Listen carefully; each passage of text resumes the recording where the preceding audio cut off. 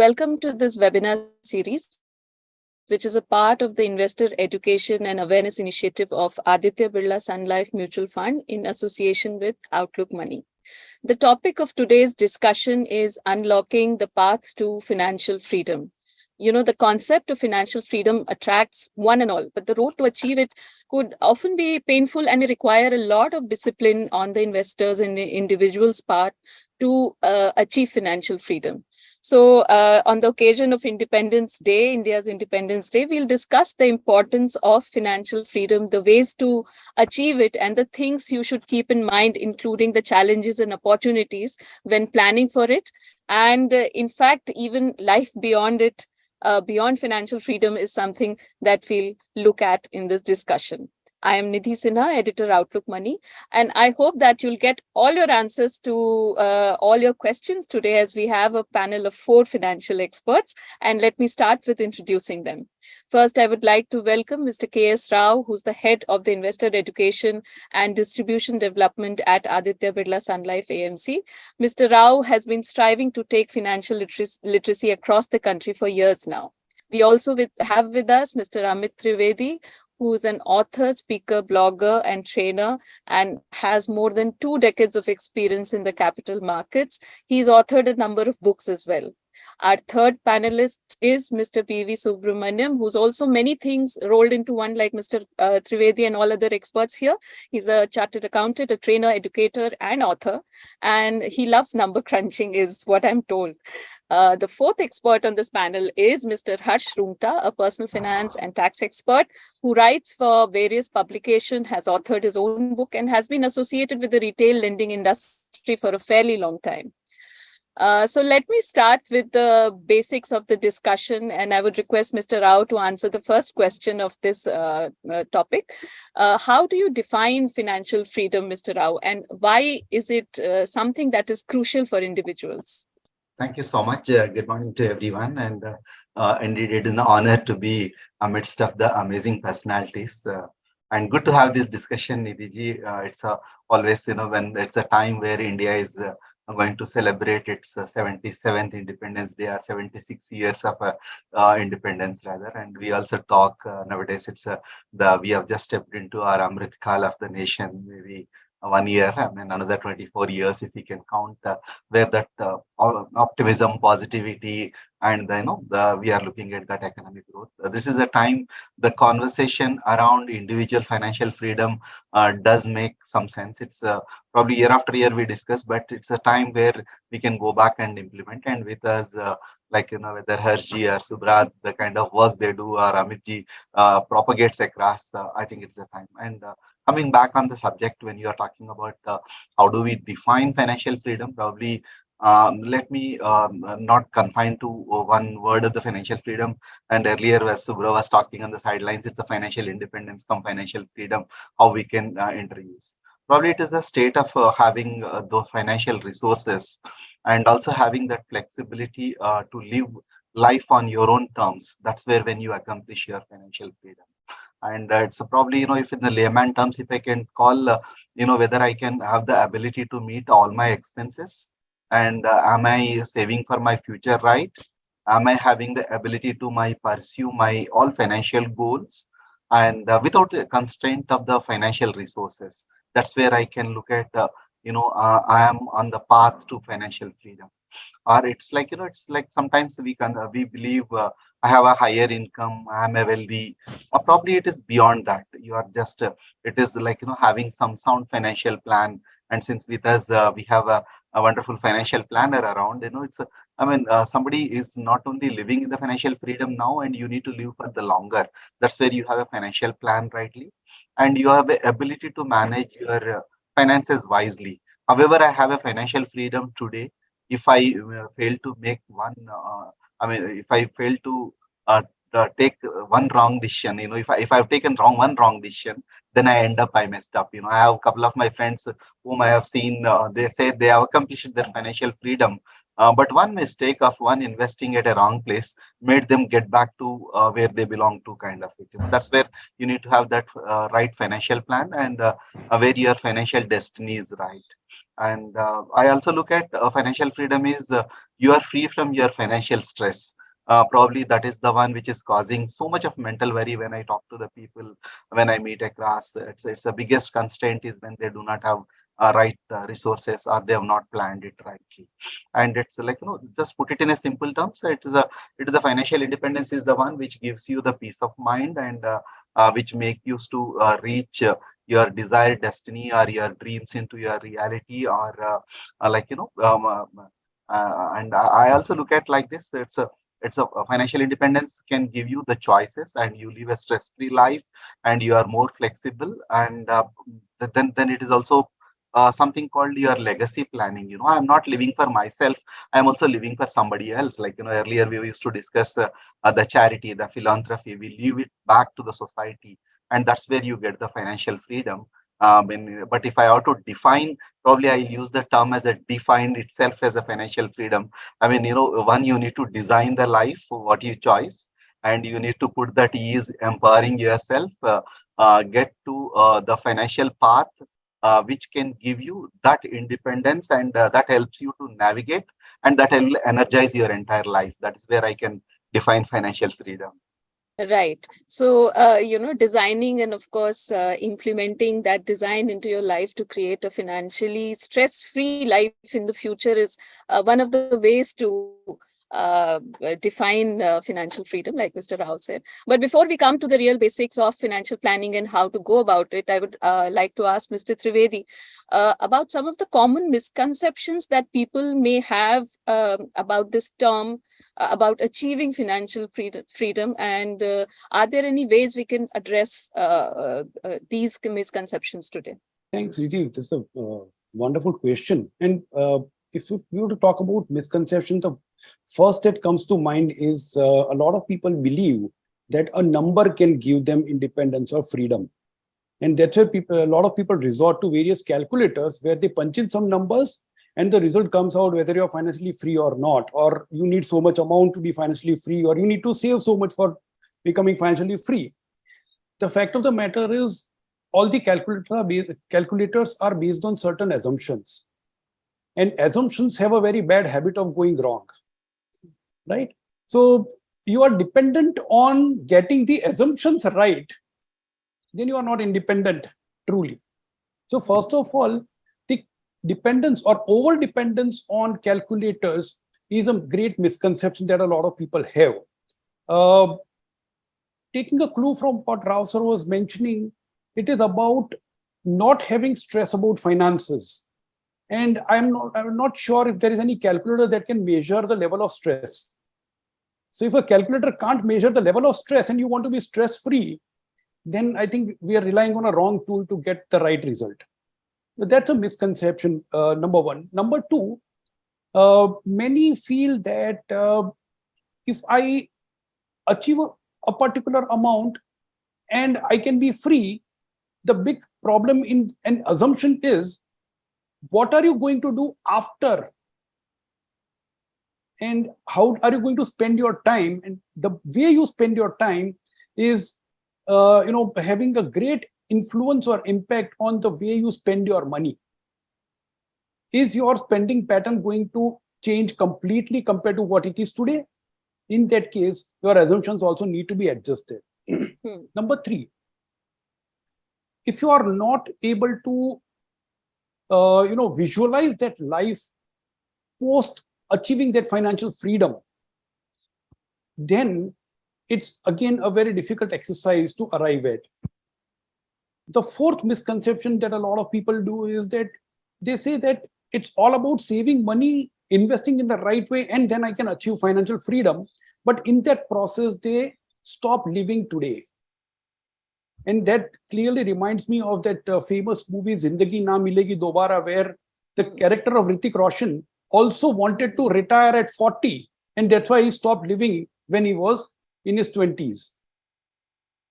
I think that's the other misconception.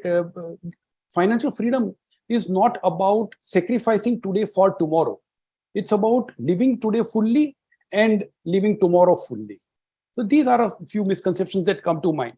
So what we need to do, I think some of the answers are going to emerge from the panelists out here, and we've got some great experts in Subra, who's written that wonderful book Retire Rich, and Harsar, who's become financially independent himself thrice over. So they are going to guide us on what to do about it. Definitely. So I'll come to Mr. Subramanyam later. First, I would again, from the lens of financial planning, again, I'm asking a very basic question for the benefit of our viewers. Is that what are some of the essential steps if one has decided that I want to achieve financial freedom? What are some of the essential and basic steps that he or she should take in this journey? The general freedoms that you have, your life is not in compartments, that this is my financial life, this is my physical life, this is my emotional life, this is my social life.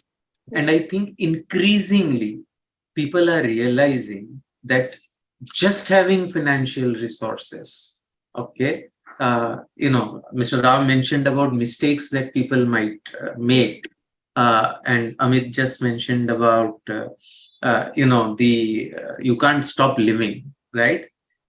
So just like you would do a systematic investment for financial resources, just like you would plan for financial resources, I think you need to plan for the other aspects of your life, because now there is ample research, right, which shows that unless you have good social connections, unless you have good emotional health, okay, people don't really live long enough to enjoy their freedom or their independence, right?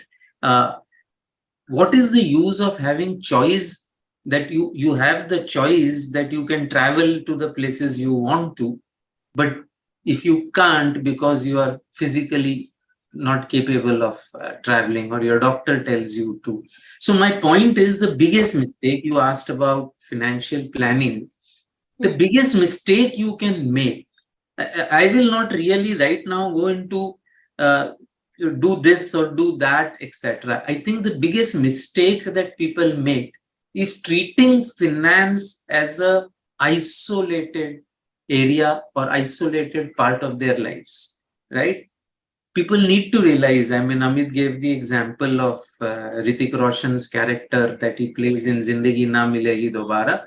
You don't really have to watch movies for this. I'm seeing this every day with my clients.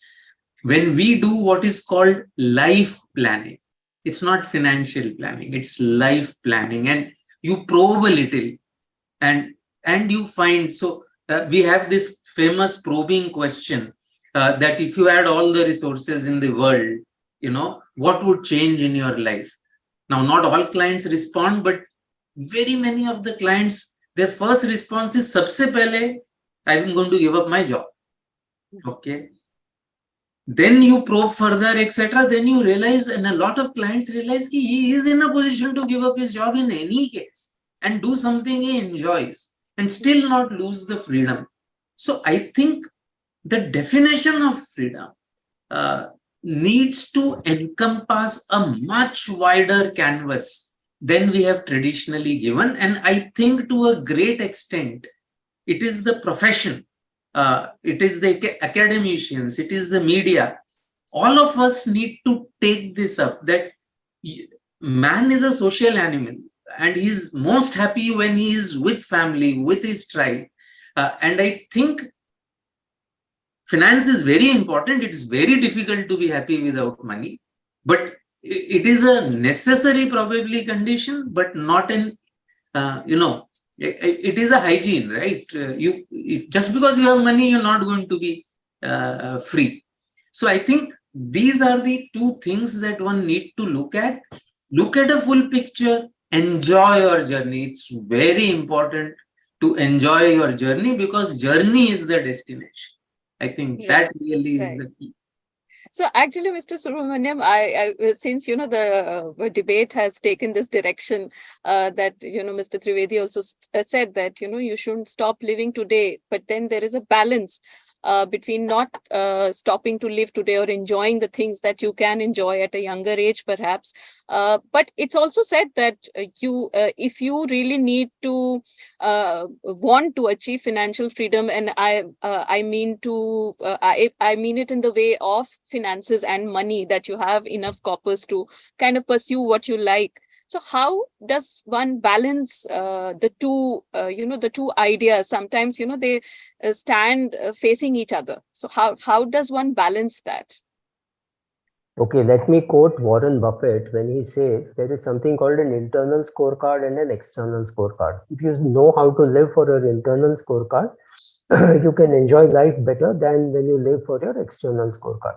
So if you decide that you will have great fun in visiting the beaches, you can visit Goa, you can visit Puri, you can visit Mabalipuram. But if you think you're working for the external scorecard, it has to be Phuket.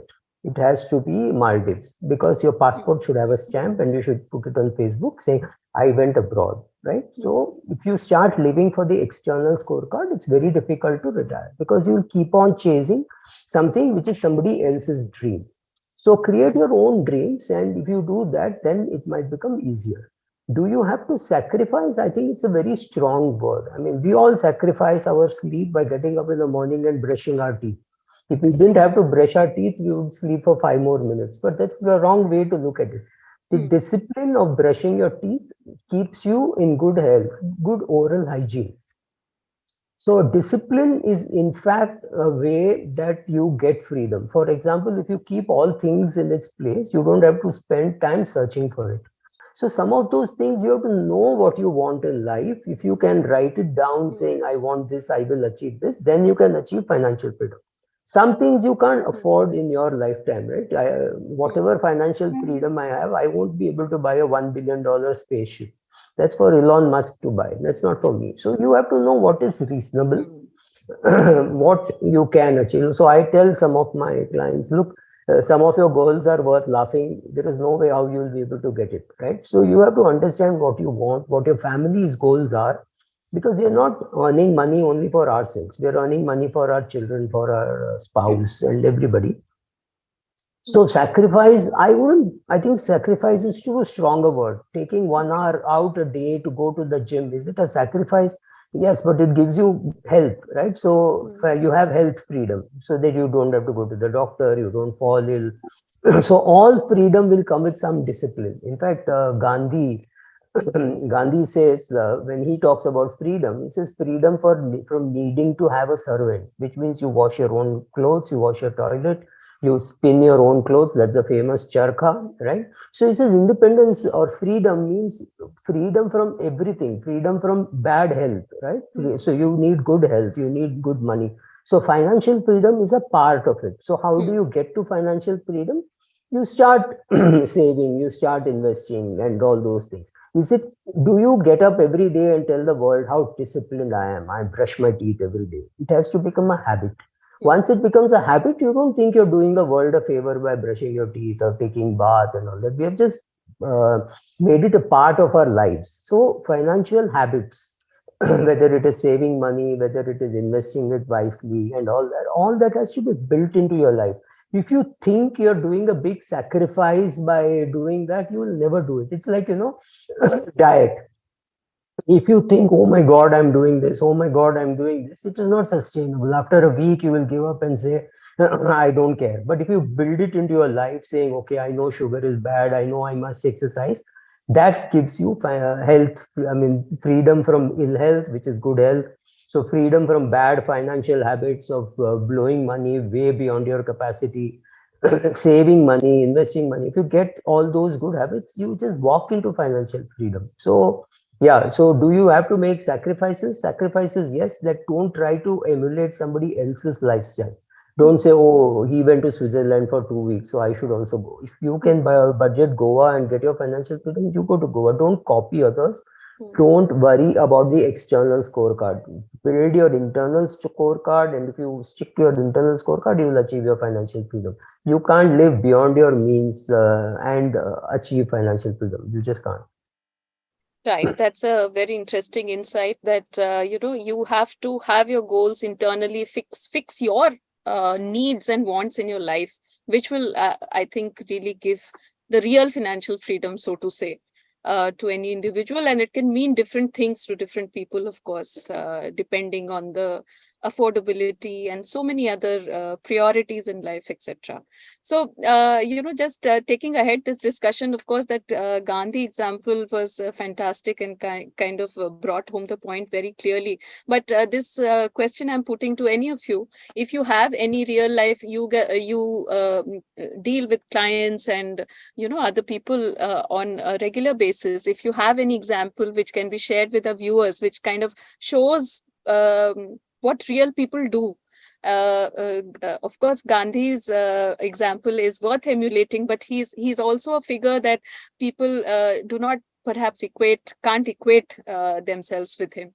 So if any of you have any example like that, please let our viewers also have a share. Yeah, sorry, let me jump. I have this guy. I met him when he was not yet 50. He was 48 or 49. He's a chartered accountant practicing in Hyderabad.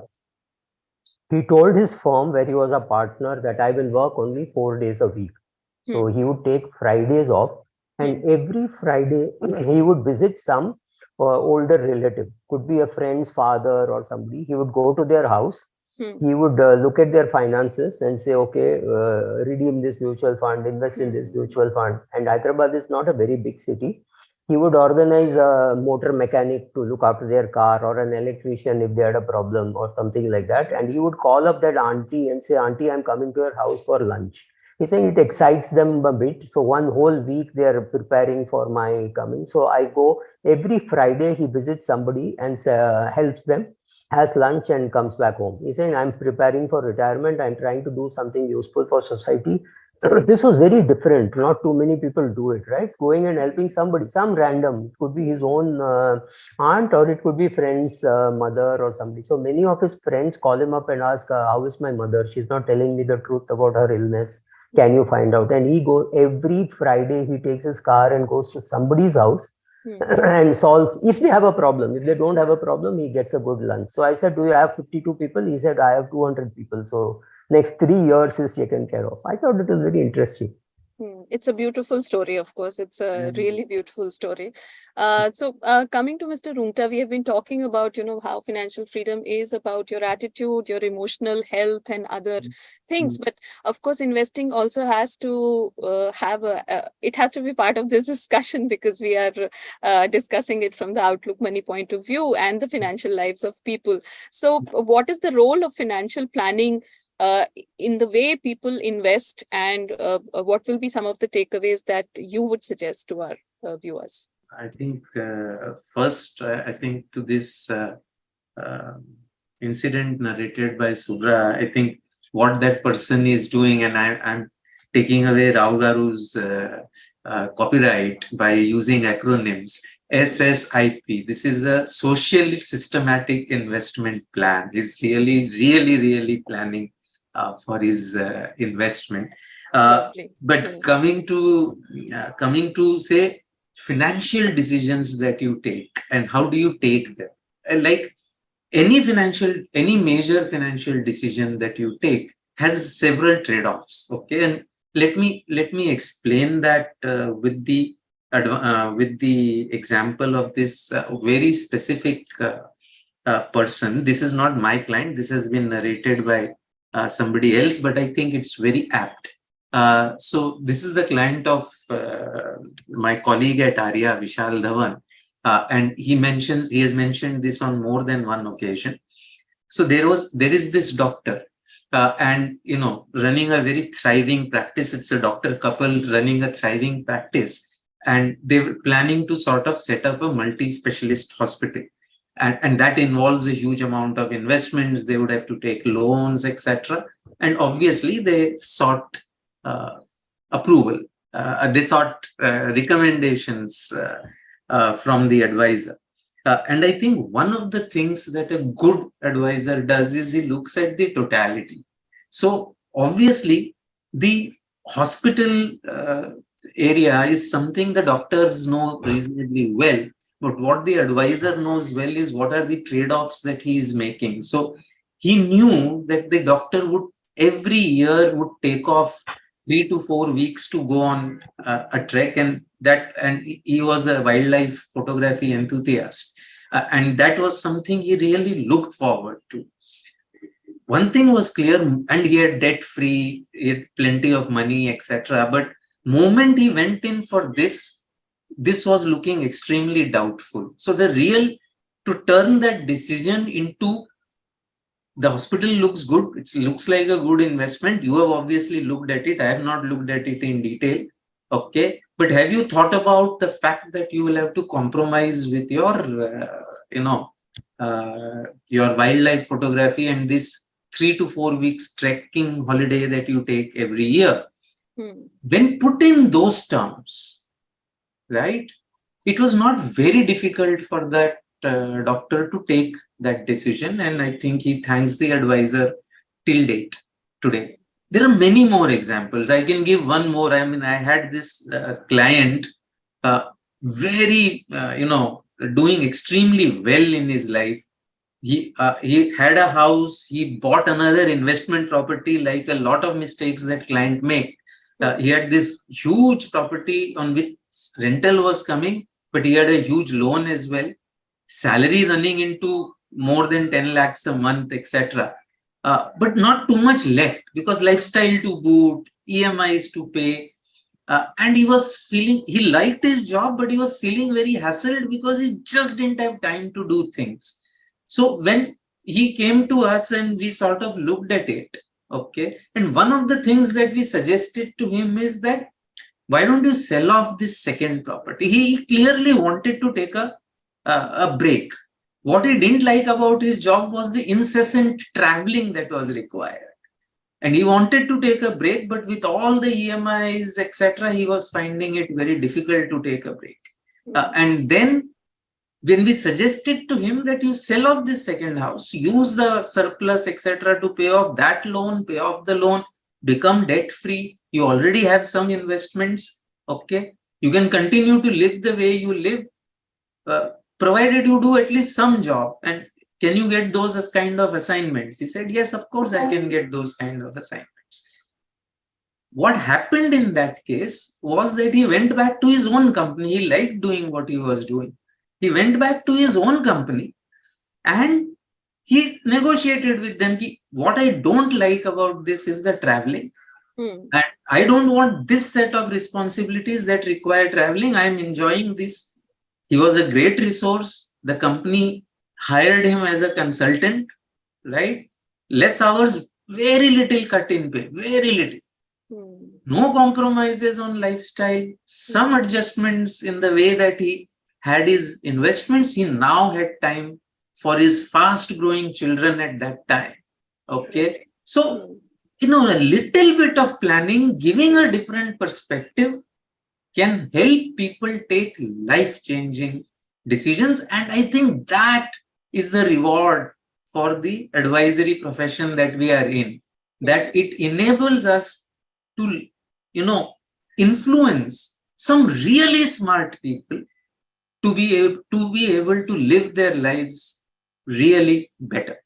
Got it. So, how to fulfill your life through making changes in your investment patterns is what I can understand from that. And we will all, of course, been talking about, making changes in our emotional and expectations and goals and everything. And I guess everything comes together on this.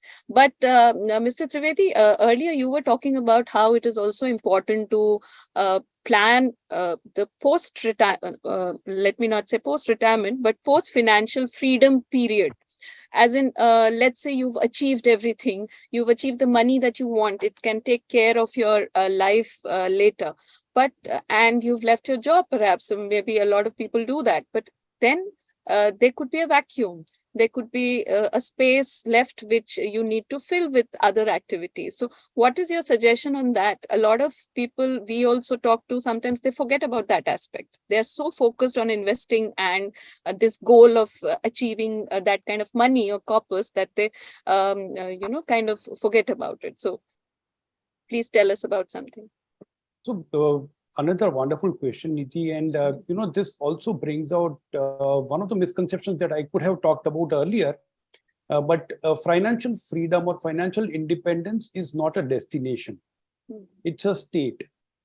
Once you achieve that state, you got to live life. And that life is actually the destination, the way you live your life. And that's where some of the decisions become very important. One of the wonderful stories that Subra narrated was about that chartered accountant from Hyderabad. Right. So he has figured out a way of properly utilizing his time. The story that Harsh sir mentioned about that doctor couple, they loved to travel. But then for that, they needed to take time out of their routine work, right? So do you have a hobby to pursue? Do you have a socially responsible activity to do? Or you simply do a part-time job, as the case of that consultant that Harsh sir mentioned? Yeah. You may continue to earn, but the idea is to properly utilize your life. There's an old joke about retirement. It says, again, it's an English joke and not trying to be gender biased, but it's a joke. So I'm just narrating it. It said retirement is a very bad phase because there the wife gets full husband and half the salary. Now, that's where if the husband and wife can't live together, or a person who's not employed in any meaningful activity is likely to fall prey to that old saying, an idle mind is devil's workshop. And then that workshop starts producing stuff which poisons the family life. So it's more important to decide what to do in the retirement phase, the financially free phase, whatever you call it. Now take for example, there are many who have so much net worth that probably they would be able to take care of their future generations. And Subra loves to keep quoting Warren Buffett and Charlie Munger. Nanogenarians, they've got so much wealth that probably next 4 or 5 generations can be fed out of that wealth. Right. But they are busy. They are meaningfully employing their time. I think that's one big thing that needs to be planned. And there are multiple factors that come into taking this decision. One is what kind of social life that you want to live. Second, what kind of spiritual life that you want to live. Third, how good is your health? Fourth, what are your hobbies?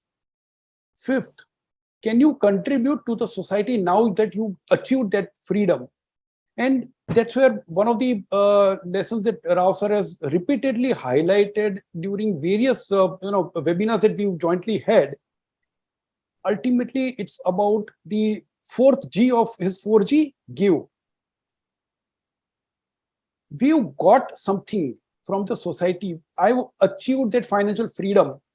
Now, am I the owner of that wealth, or am I trustee of that wealth? And start looking at that wealth in that manner, that now God has chosen me to channelize that money for well-being of others who don't or are not privileged enough. I think that's what I would come to. Having said that, let's come to the discussion of money.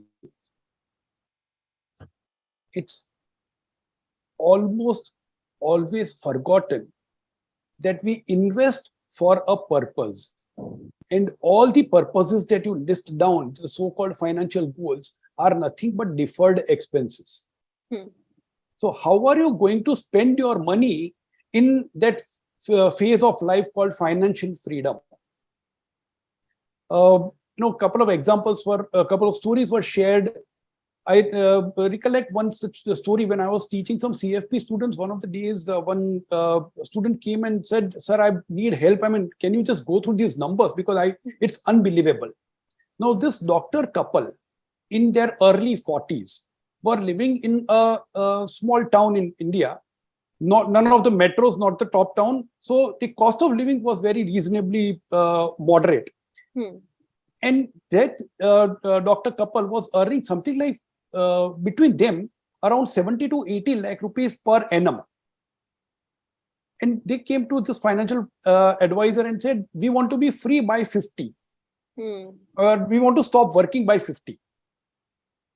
So he started collecting the data, put it in the, started working on the numbers and did the cash flow. And then he was shocked. So he did not share the data with, or the result with the couple. He came to me because the number suggested that this doctor couple will have to continue working at least till the age of 72 to 75 years, not 50. Okay. And he was puzzled. I mean, 80 lakhs a year and a city such as small as this. The fact of the matter was their lifestyle was ultra lavish for the city. Now, if the spending pattern is such, now imagine a busy doctor couple who's spending so much time in the hospital is still spending so much money. The moment that much time is also freed up, what would happen to the level of expenses? Right? Now, that's the other thing. And that's where some amount of budgeting exercise will have to be thought through. And how do you allocate those resources? How do you, towards which activity? And in that process, sometimes you may be financially free, but you may still need to generate some cash inflow through an activity so that that inflow doesn't get replaced by additional outflow of money. Right. And that requires careful planning. And I think Harsar was mentioning something beautiful. It's not about money alone. Money is just the means to an end called living a fulfilling life. So coming to the end of this discussion in a way, Mr. Rao, I would, request you to kind of crunch this discussion into a few points and tell us about the main takeaways that our viewers should take with them. Thanks, Nidhi, for it. But it's a very interesting conversations, interesting Absolutely. anecdotes, and it's a lot to carry. And it's a put it and end of it. I'll take from where Amit was starting about. It's probably whether it's a financial independence or financial freedom, or earlier when Harsh and Sir and Subra sir was talking about. Probably one we need to look at is your financial well-being. I mean, when you call financial well-being, it is the quality of your life determines what you are, then the quantity of wealth what you have. And then coming back on the financial freedom, if I put some steps, method to the madness for a common person, even for any one of us, if I need to look at where to start, financial freedom looks a bigger term, and it's looks like a destiny. And where Amit was telling, it's not a destiny, but it's a state where you need to move. If it is a state where you need to move, the first thing we need to get is, the right way to look at is, get your own financial advisor. Then he can guide you. He or she can guide you to the path. Somebody said to me in Lucknow, if you want a financial independence, have an independent financial advisor for you. But other way around, I look at is build your own capability on financial literacy. Where you do a lot of work from Outlook Money and the kind of work, with the first step coming is a financial literacy. Then the second step comes is once you are literate, once you are knowledgeable, once you understand personal finance, where you want to go, then you need to build your financial capability. And financial capability is like not the lifestyle where Amit was talking about, but how you are making sure that you live a life of abundance with the decisions you take, and where you have started saving and understanding investing. That will lead to the third step. I call it the financial security. You reach to the first step before even the independence or freedom you are talking about. Be literate and be capable, then get to the financial security.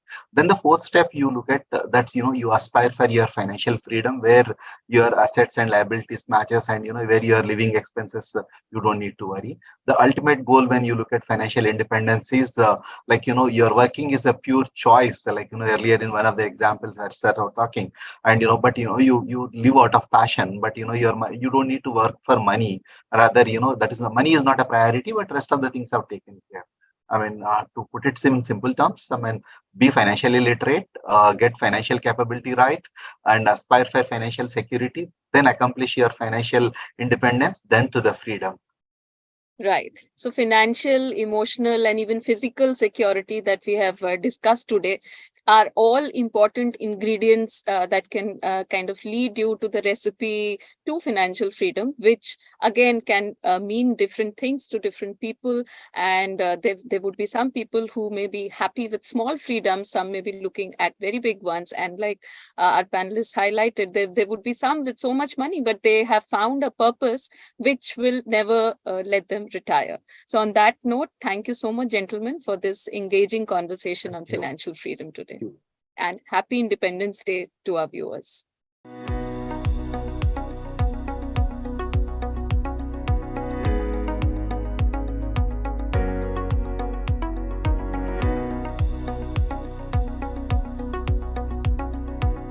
Mutual fund investments are subject to market risks. Read all scheme-related documents carefully.